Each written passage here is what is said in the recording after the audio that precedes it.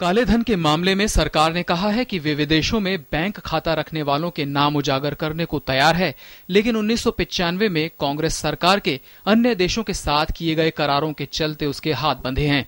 Stand of the government of India today before the Supreme Court is not that we will never make them public or we are not interested in making them public. That these will be made public only in accordance with law once the charges are filed in court. That is because of the restriction imposed by the 19th June 1995 treaty by which we are bound. सरकार का ये स्पष्टीकरण supreme court में दायर उस आवेदन के बाद आया है जिसमें केंद्र ने कोर्ट से पुराने आदेश में संशोधन की मांग की थी। इस आवेदन में केंद्र का कहना था कि जिन देशों के साथ भारत के दोहरे कराधान बचाव समझौते हैं, वहां के बैंकों में भारतीय नागरिकों के खातों की जानकारी को सार्वजनिक नहीं किया जा सकता। अगर सारे नाम क्लोज किए जाए तो आगे जो ट्रीटीज और करनी है वो करना मुश्किल हो जाएगा, क्योंकि सब ट्रीटीज में कॉन्फिडेंशियलिटी का प्रोविजन रहता है।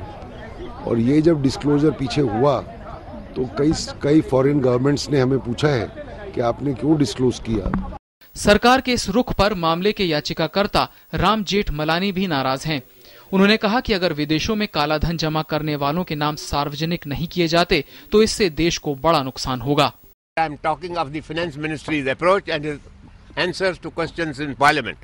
What he is trying to do is to use the double taxation avoidance treaty, which has no application to crooks of the kind who have looted this country. It has something to do with honest businessmen who are liable to tax on the same income in two countries.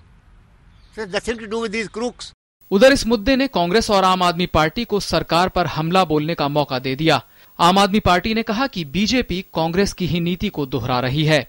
जिनका information सरकार को मिल चुकी है, जिन लोगों की कि उनके विदेशी बैंकों में अकाउंट हैं, उनका नाम भी नहीं बताएंगे और वही दलील दे रहे हैं जो पिछले यूपीए सरकार ने दी कि भाई डबल टैक्सेशन एग्रीमेंट जो है विदेशों से उसके तहत नहीं बता सकते, तो ये तो बिल्कुल बेईमानी की बात होगी। कांग्रेस का कहना है कि इस कदम से साफ है कि काले धन के मामले में यूपीए की नीति बिल्कुल सही थी।